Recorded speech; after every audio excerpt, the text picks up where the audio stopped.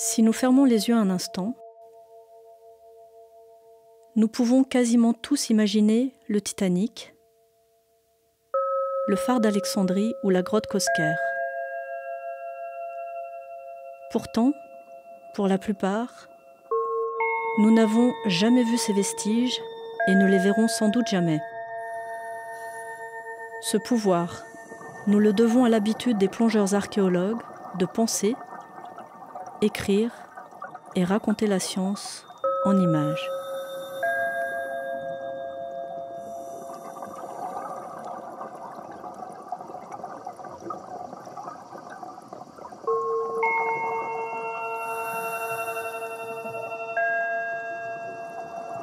Indépendamment de tout l'attrait que je peux avoir depuis le pâté de sable jusqu'à la recherche d'épaves, la mer pour moi c'est une mémoire.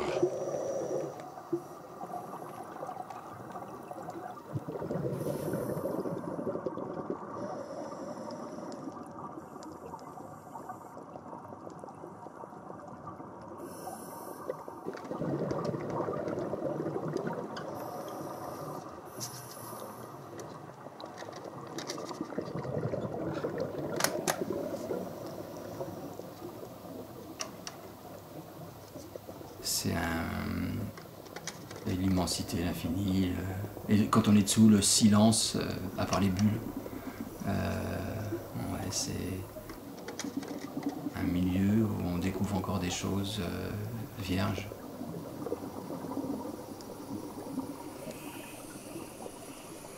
J'aime pas la plongée, mais j'aime la plongée qui est un moyen pour arriver au but. Et sitôt qu'on parle d'une épave ou de la prospection, j'oublie la plongée, je suis dans l'eau, et à la recherche.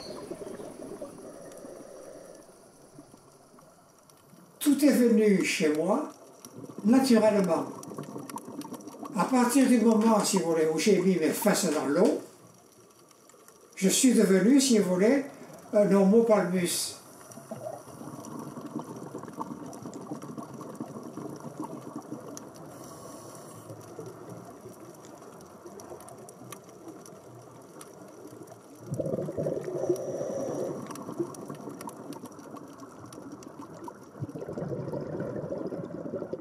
Je faisais beaucoup de prospection sous-marine à Port-Ventre. Et je m'étais aperçu que Port-Ventre, depuis le XVIIe, a été dragué pour, si vous voulez, mettre le port aux normes des bateaux modernes, notamment les paquebots qui faisaient l'Algérie. Et que chaque fois qu'on suivait un tombement de drague, qui faisait une différence de niveau, vous aviez la descente fort dans le...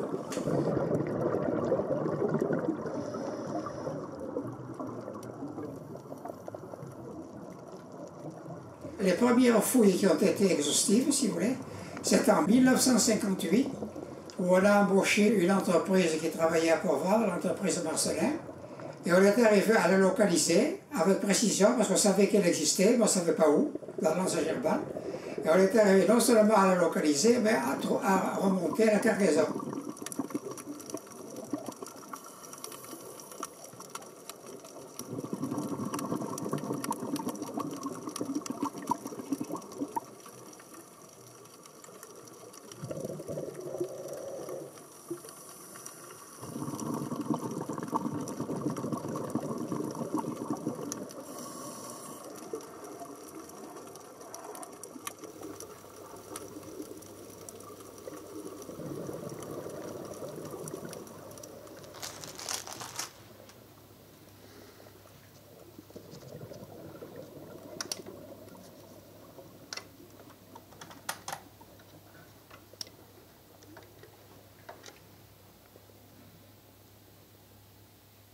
Il faisait froid et on venait d'Aix avec 2-3 collègues et il y avait déjà 2 personnes qui avaient mis en place la fouille. On était encore dans nos cabannes avec nos cols roulés et puis on voyait les copains qui sortaient de l'eau, qui prenaient ils avaient une douche chaude quand même avec du tergas. Et on se disait mais c'est pas possible, on va pas y aller, on repart. Parce qu'on disait on va avoir trop froid, ça devait être l'hiver, je sais plus quand c'était, au début du printemps, fin de l'hiver.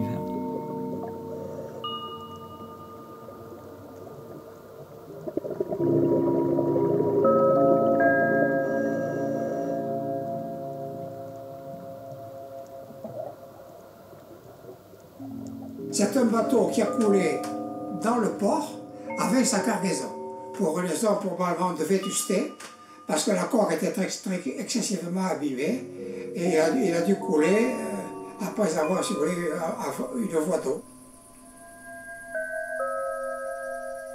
On n'avait pas de sous. Alors quand il a fallu sortir l'épave, on a récupéré des tire-fonds sur le voie ferrée. On a fait souder par le ferronnier du coin des anneaux et on les a vissés pour ancrer des parachutes pour soulever l'épave. Voilà comment on a travaillé.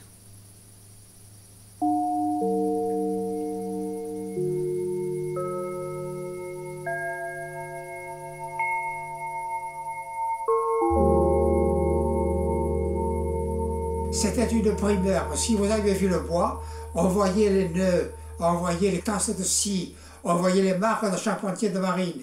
On aurait dit qu'elle avait été conservée par la vase et on aurait dit qu'elle sortait du chantier naval. Bien entendu, il n'y avait que la carène, ce qui avait été avancé.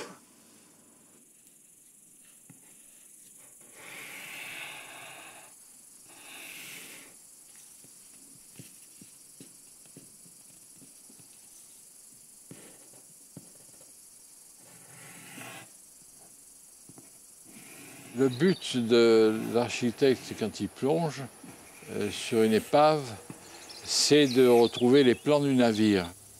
Comment on peut obtenir le plan du navire? C'est par les profils. Profil des carènes en longueur et en largeur. Évidemment, le bateau est généralement il reste pas droit dans ses bottes, il est couché. Donc, toute la partie haute du bord a pu disparaître à cause des tarés, puis le bois s'est dégradé, et tout ce qui est incliné est conservé.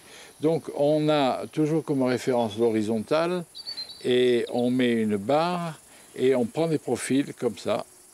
Voilà. Et ayant rencontré Miss Honor Frost, qui était une archéologue sous-marine qui a plongé jusqu'à 86 ans, elle m'a dit, mais tu devrais employer notre peigne, notre conformateur géant. Hein, c'est-à-dire, au lieu de déplacer un mètre avec un niveau, etc., sur une barre qui est talonnée, on a carrément un peigne, tous les 10 cm, avec une tringle qui, elle,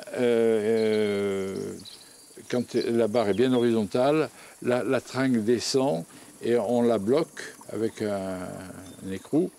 Et on fait ça tous les 10 cm. Et après, quand on bloque tout ça, on sort de l'eau et on gagne du temps. S'il n'y avait pas de photographie sous-marine, eh ben, qu'est-ce qu'on aurait? Rien. On aurait le témoignage des gens qu'on fouillait. Bon, des dessins peut-être. Mais même si la photographie n'est pas objective à 100%, le dessin l'est encore moins. Il faut garder la trace de toutes les étapes de la fouille, notamment avant démontage d'une couche d'amphore ou de matériel. Il faut bien sûr prendre des photos pour garder la mémoire de tout ça, de la même façon qu'on fait de la photogrammétrie ou des photos pour avoir un plan de l'épave quand on fouille l'épave, ou une portion d'épave. On manque de lumière et on manque de contraste. Le contraste, c'est à la limite le plus important. La lumière, on n'est pas obligé de mettre un flash, parce qu'on avait des films suffisamment sensibles pour faire des photos même à 50 mètres de profondeur. Après, c'est le contraste qui pose problème. Donc, il y avait des problèmes de laboratoire et de traitement spécifique pour la pellicule, pour les films. On ne peut pas trop s'éloigner si on veut avoir une vue suffisamment claire, parce que plus on s'éloigne, plus on a une couche d'eau qui est jamais limpide et cristalline, donc on a une photo qui devient un petit peu laiteuse, un petit peu floue, un petit peu etc. quand on s'éloigne. Donc d'où l'intérêt d'avoir un très grand angle, enfin un grand angulaire sous l'eau, de façon à diminuer la couche d'eau qui sépare le sujet du photographe.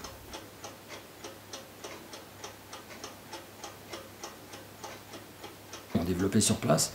Sur l'Arconaute, il y avait un petit labo, donc moi tout ce qui était nécessaire pour le développement, notamment des négatifs. Donc ça permettait de développer, hop, on regardait, c'était bon, on était tranquille, et on développait des films comme ça.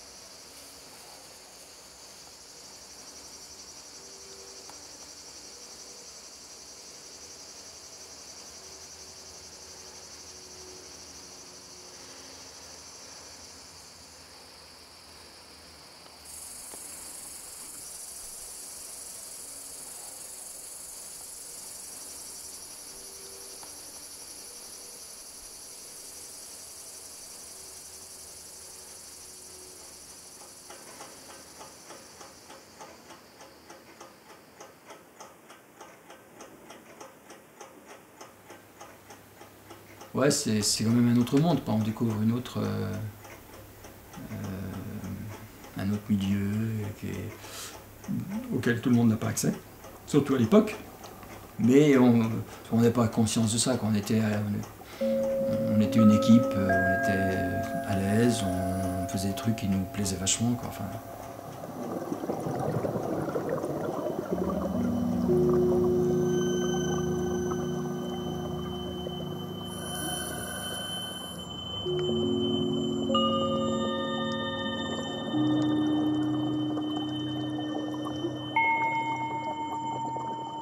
Yves Chevalier, inspecteur des fouilles archéologiques sous-marines aux Antiquités d'Aix et Montpellier à partir de 1961.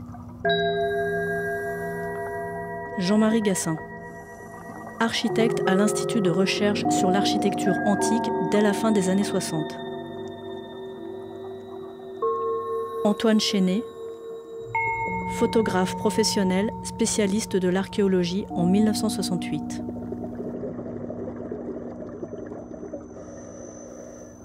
Ensemble, ils sortent des eaux port-vendraises la première épave archéologique française et posent les jalons d'une pratique scientifique nouvelle.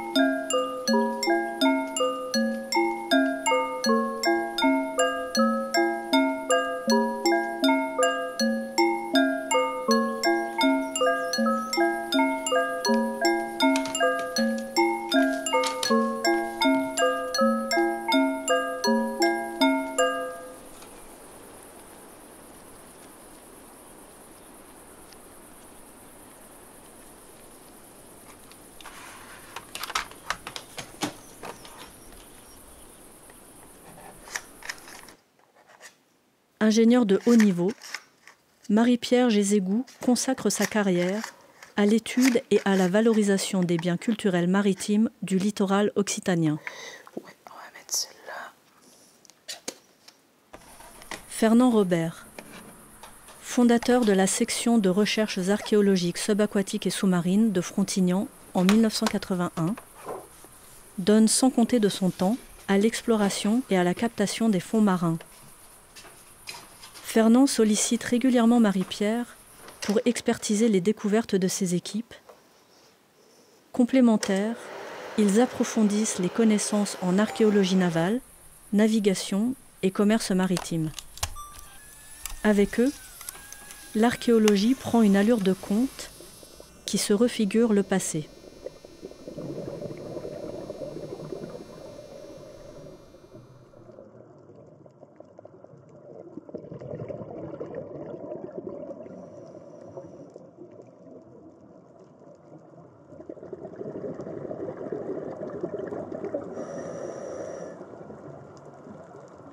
J'aimais beaucoup l'histoire, c'est la matière que j'appréciais le plus quand j'étais au lycée. Et donc après le bac, que faire? Et donc je me suis dit, je vais faire des études d'histoire, ça mène à tout, d'histoire et d'histoire de l'art et d'archéologie. J'ai eu un cours sur l'histoire de la construction navale. Et ce cours a tout déclenché. Parce que j'étais déjà plongeuse, j'aimais la mer depuis toute petite. Et là, je me suis dit, mais c'est fabuleux, l'archéologie sous-marine. Je n'avais même pas à Dijon pendant mes 2 premières années. Je ne savais même pas que ça existait. Je me suis dit, mais pour étudier l'histoire de la construction navale, il faut fouiller des épaves. Pour fouiller des épaves, il faut plonger. Et donc, je pourrais être archéologue et plongeuse en même temps.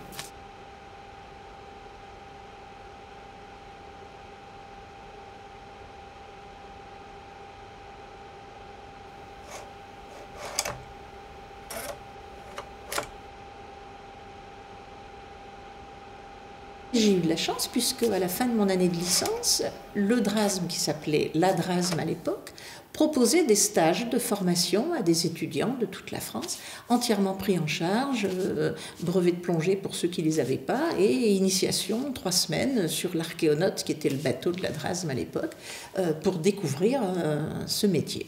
Et j'ai fait mon stage de 3 semaines sur l'Archéonaute, et là, ma vocation était lancée.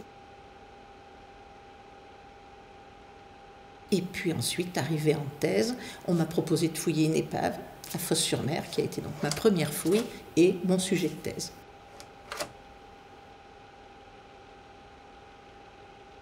On dégageait chaque unité stratigraphique en faisant une couverture photogrammétrique, donc pour permettre de faire des mesures à l'échelle sur la restitution photogrammétrique. Et puis ensuite, quand on avait fait cela, on faisait des relevés, des dessins à l'intérieur d'un carroyage. Et ensuite, on démontait la couche pour pouvoir attaquer la couche d'en dessous. Pour l'époque, voilà, c'était de la véritable archéologie.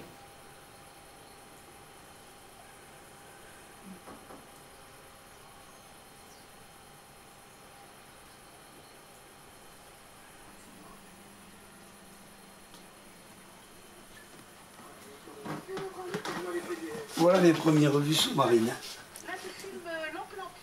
Mes premiers essais. Après, j'ai eu la caméra de Falco avec le caisson, c'est bien mieux. En fait, j'étais content de l'essai parce qu'on voit les images, c'est net, quoi.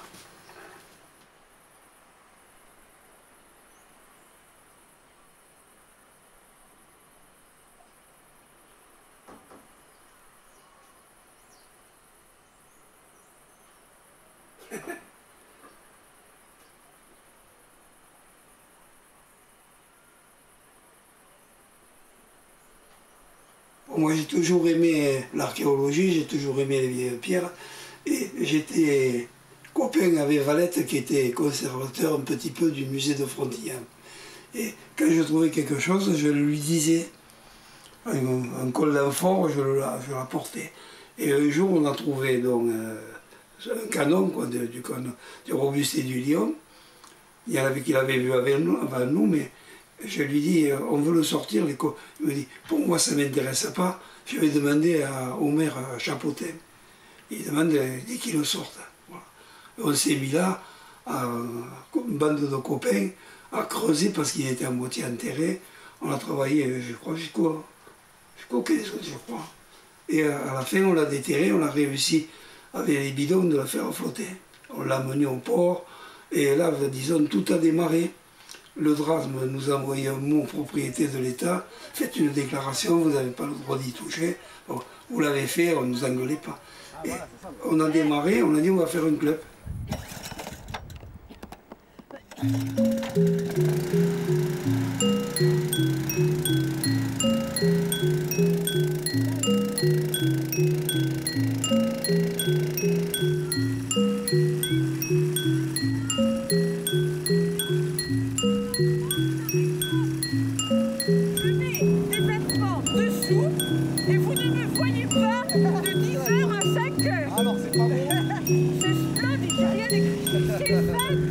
Personnellement, je ne découvre rien au fond de la mer. Je ne fais pas partie de cette génération d'archéologues plus âgés que moi, qui étaient d'ailleurs souvent des amateurs, qui étaient eux des gens qui trouvaient et qui ensuite fouillaient. Donc moi je mets en musique, je fais parler. C'est-à-dire qu'on m'amène sur des endroits en me disant ben voilà, regardez, j'ai trouvé ça, qu'est-ce que vous en pensez?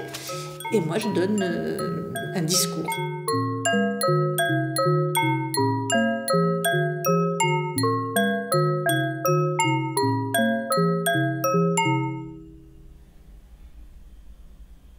En 36 ans de fouilles, on a fait pas mal d'épaves, dont il y en a quelques-unes disposées ici, dont l'amphitrite.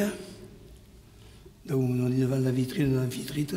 C'est un transport de bouteilles d'huile, de l'huile qui partait pour les Antilles. Comme les colons de la Martinique ou de la Guadeloupe aimaient les acras de morue, ils se faisaient livrer de la morue qui arrivait à Marseille. De Marseille, ça partait pour les Antilles. Et ces morues dont on a retrouvé les droits étaient plombés, il y avait un contrôle de douane, donc on a trouvé les plombs de douane dessus, et des arêtes de morue. Voilà.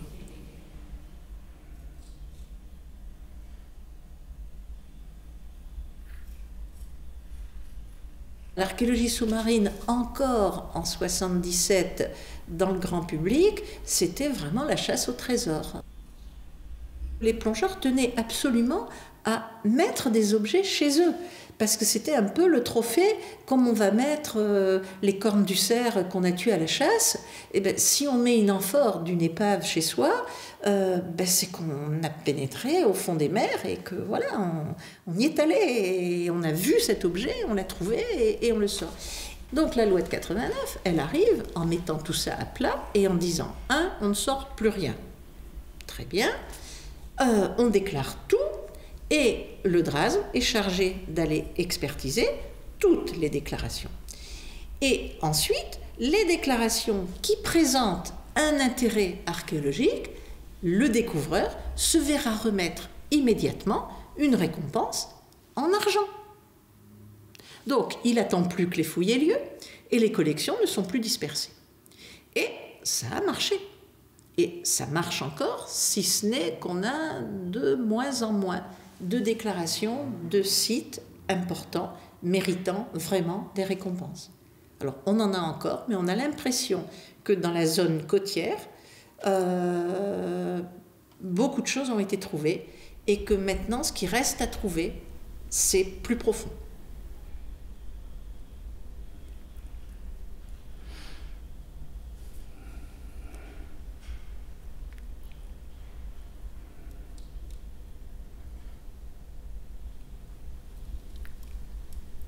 La botte, elle était écrasée au fond de l'eau bien coincée. On l'a sortie sans trop l'abîmer. Mais la deuxième botte était vraiment... On l'a laissée, elle est toujours restée au fond. Alors, c'est Laurence qui a dit c'est une botte cavalière, quoi, de toute beauté. Et on l'a restaurer. Elle est partie en restauration et voilà ce que ça a donné.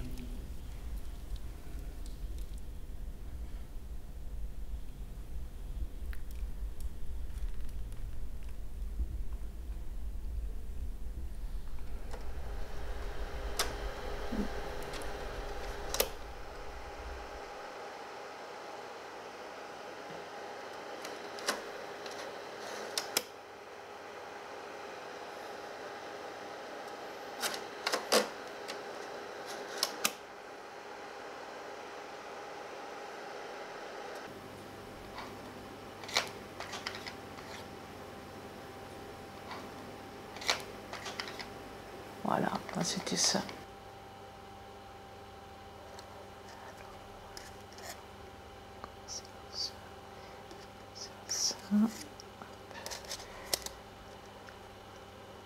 Voilà, ça c'est bien. Celle-là, c'est la même que tu as déjà vue.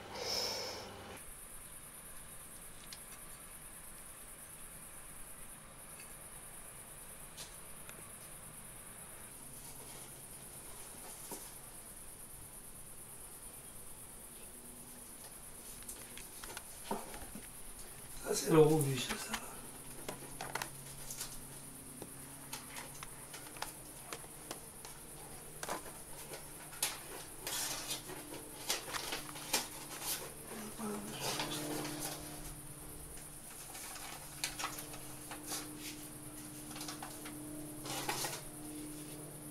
On va le regarder ça après.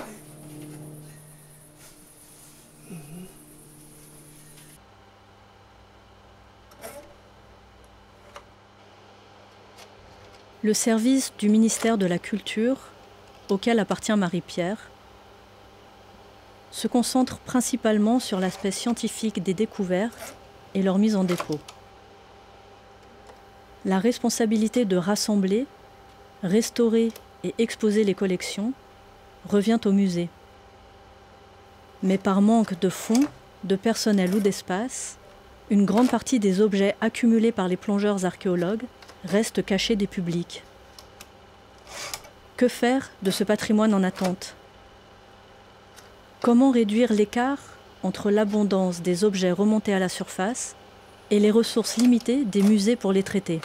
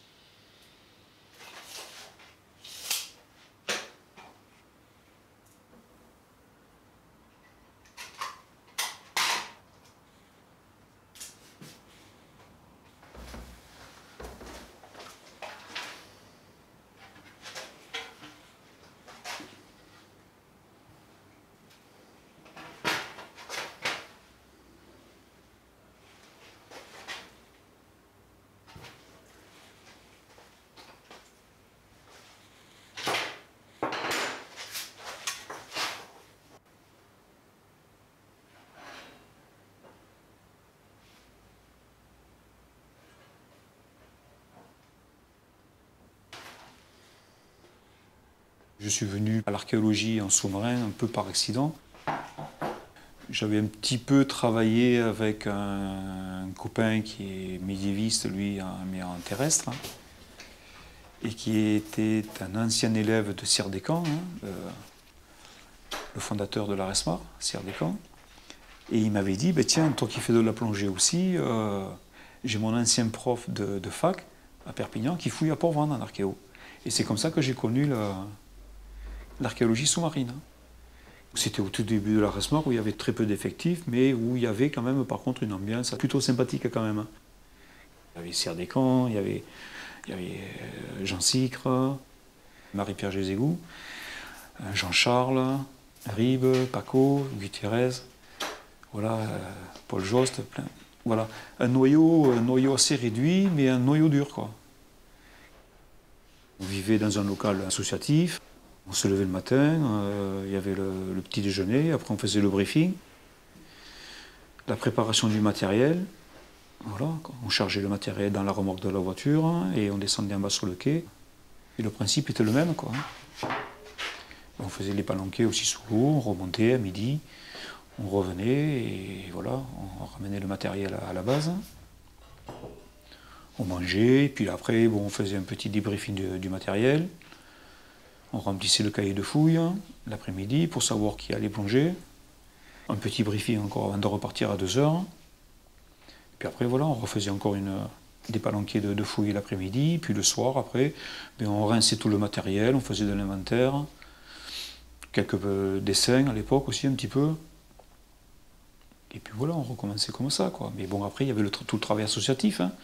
Il y a les courses à faire, il y a l'eau à aller chercher, il y a les bouteilles à les gonfler, il y a l'essence à mettre dans la voiture pour les motopompes. Donc il y avait quand même aussi tout ce travail aussi de poste-fouille et le travail associatif, quoi.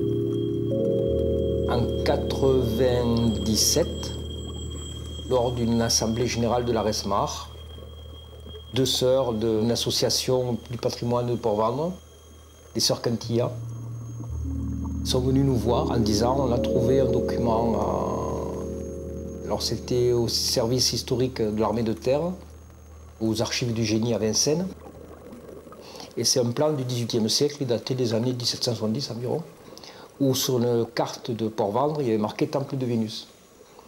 Alors, le problème qu'on s'est posé avec CIR, j'ai dit le problème, voilà, c'est que là, donc, il y a des fouilles terrestres à faire. Si on ne la fait pas, pendant des années, on se demandera mais est-ce que vraiment il n'y avait rien, est-ce que ça valait le coup? Enfin, on aurait regretté de ne pas l'avoir fait. Et de notre côté, si on demande une autorisation de fouille à partir d'un document qui est peut-être imaginé, on risque après de nourrir au nez, quoi, en disant vous avez fait Indiana Jones, vous aviez un plan avec une croix.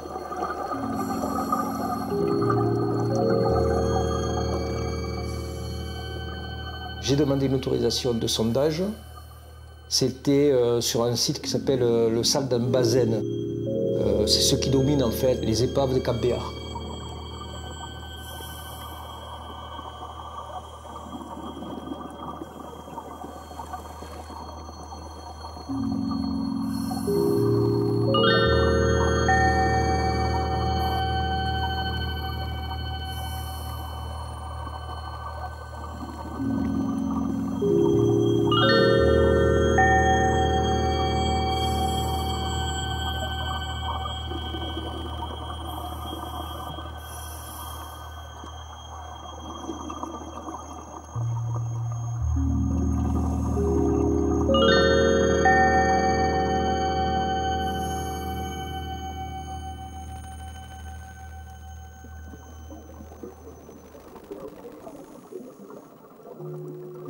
Un mois après, au mois d'août, l'équipe de CIR, lors d'un sondage sur le site Redoute Béar, qui a été rebaptisé après Port-Vendres Neuf, il a commencé à mettre au jour 3 éléments de décoration antique qui pouvaient appartenir effectivement à un temple.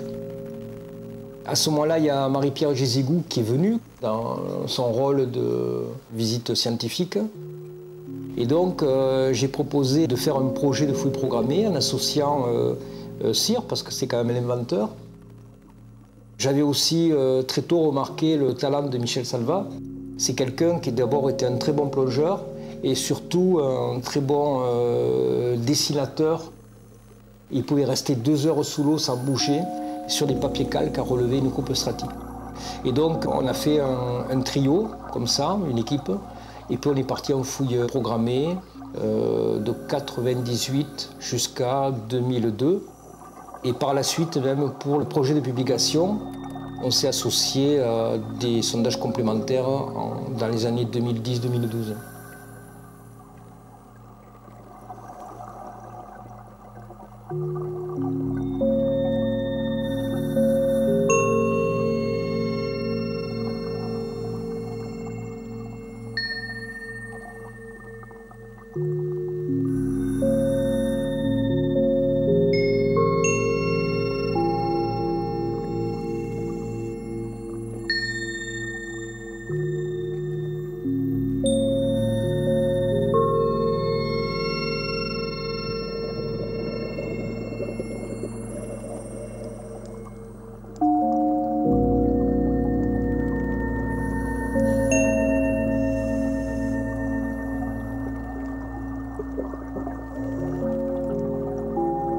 Ensemble complexe, le site de Port-Vendres-Neuf couvre une large chronostratigraphie du second siècle avant notre ère jusqu'au XIIIe.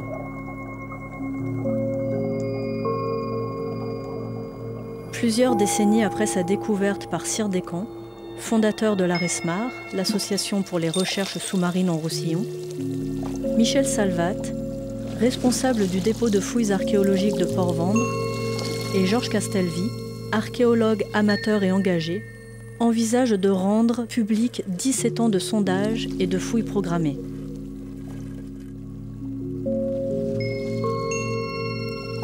Au total, 80% du mobilier est relevé couche par couche, c'est-à-dire enregistré et représenté de manière détaillée par strates, dans le but de reconstituer l'histoire du site dans le temps.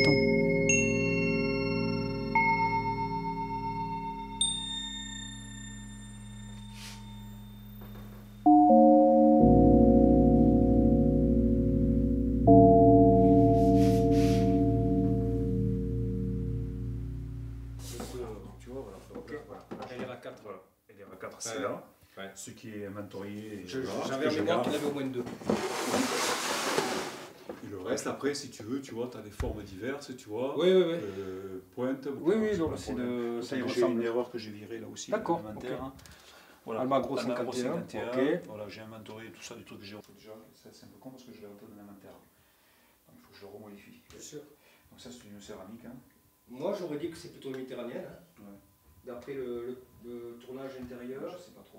Un peu la pâte. Je sais pas trop. Tu vois, le problème, c'est que moi, après, j'ai. J'aurais tendance à le mettre en. J'ai recherché sur des bouquets les uns et les autres. Je pense que c'est celle qui commence à avoir le plus l'habitude. Après, j'ai inventorié aussi pas mal de matériel. Il y a de tout là, il y a du roulé, il y a du roulé là. On a adressé le qui est roulé. Ouais, mais enfin bon, ça je l'ai inventorié quoi quand même. Ça, pour moi c'est une forme. 2009, ouais. 2009 c'est les. Pour moi ça c'est une forme. Hein. Ah ouais, ça je l'ai inventorié. Ouais. Ça tu le mets en quoi ça? En gauloise. Hein. Gauloise aussi.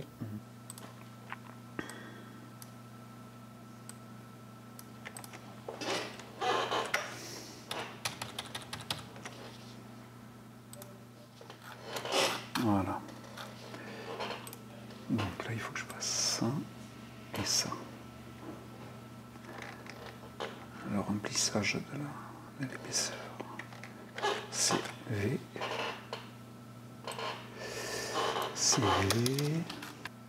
Et là, on est là.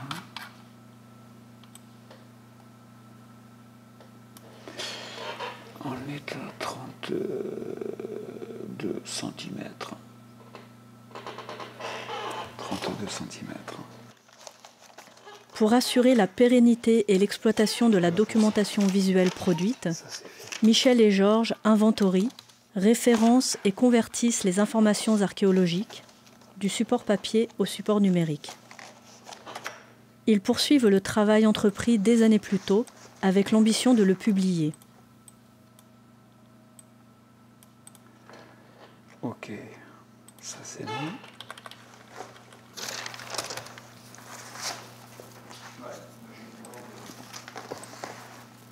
Pour les chercheurs, la publication est une forme de reconnaissance, un critère pour évaluer l'impact et la contribution de leurs recherches aux avancées de la science et une étape fondamentale pour partager les savoirs.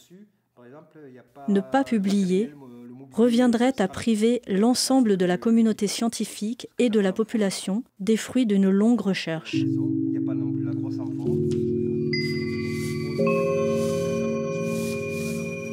Michel et Georges n'en sont qu'au début. Il leur reste encore bien des étapes avant d'atteindre leur but.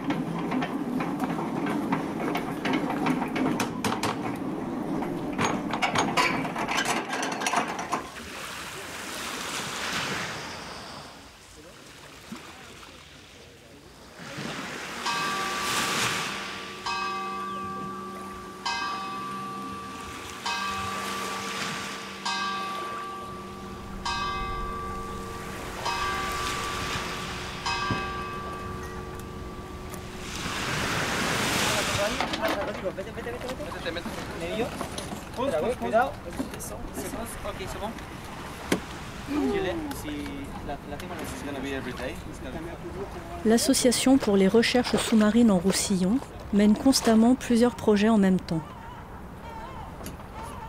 En 2016, Franck Bréchon, alors président, Jean-Charles Rips et Oscar Encuentro, membres actifs, décident en collaboration avec une équipe de l'université de Southampton de recourir à des moyens géophysiques pour sonder les fonds roussillonnais. L'objectif est double. Détecter des anomalies pouvant correspondre à des gisements archéologiques et contribuer à la cartographie subaquatique des Pyrénées-Orientales.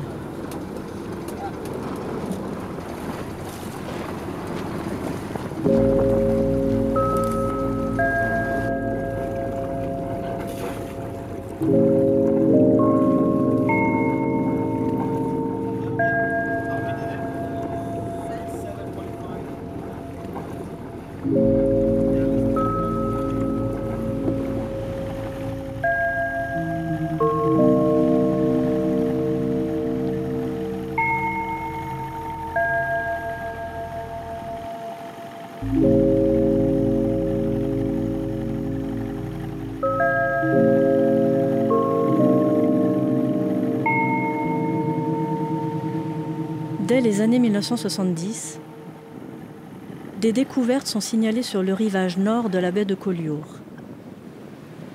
En 1986, Yves Chevalier, Cyr Descamps et Annick Schell ouvrent une série de sondages. Ils mettent en évidence deux zones archéologiquement riches.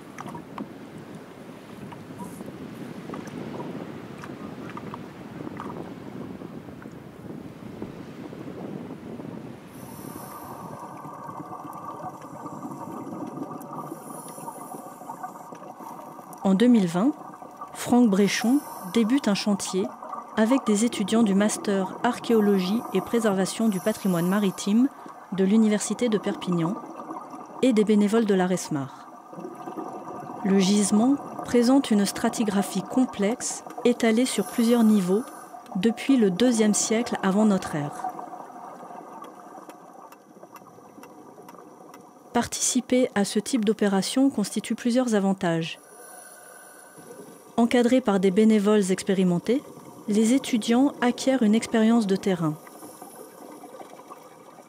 En contrepartie, ils bousculent les automatismes de l'association, ancrés dans des habitudes de fonctionnement, de gestion du matériel et de lieux, et ouvrent ainsi de nouvelles perspectives.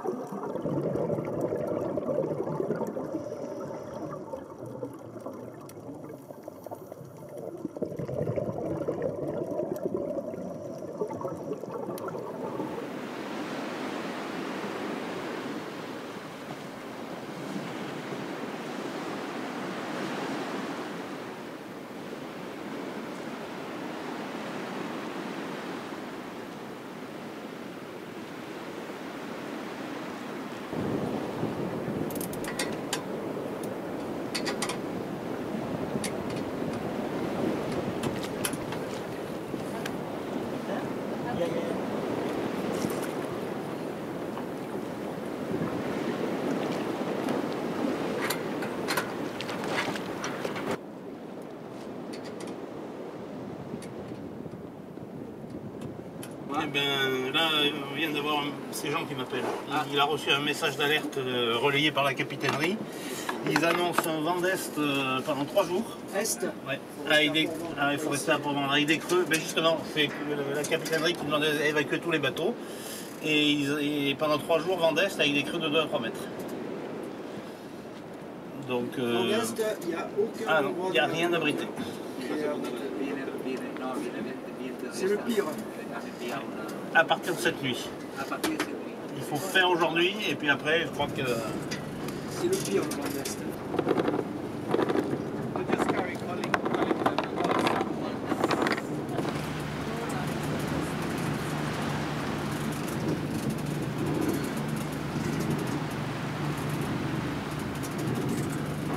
Réalisées avec des moyens techniques et financiers limités, les prospections géophysiques croisent les informations de 2 instruments. Le sondeur de sédiments, vissé sur une perche en acier, permet de visualiser les strates jusqu'à plusieurs dizaines de mètres de profondeur. Le sonar à balayage latéral, tracté à l'arrière du bateau, offre des images similaires à celles des photographies aériennes et montre les changements topographiques des fonds marins sur une grande étendue.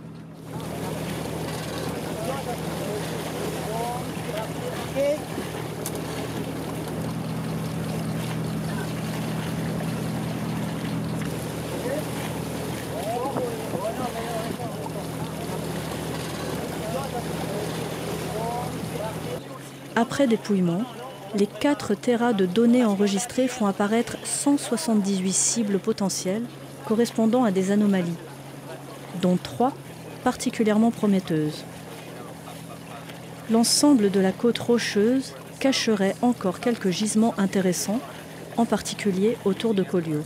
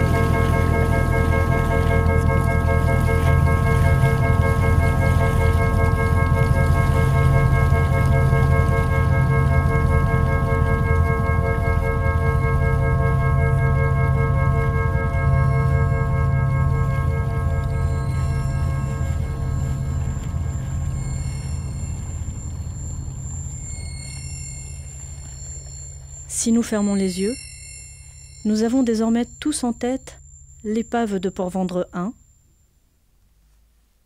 le site de la Congue des Salins, celui de Port-Vendres 9 ou de Collioure 1A.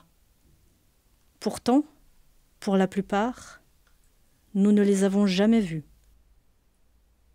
Ce pouvoir, nous le devons à une poignée de plongeurs archéologues qui, depuis une 60aine d'années, relèvent, interprètent et rendent visibles des mondes inaccessibles.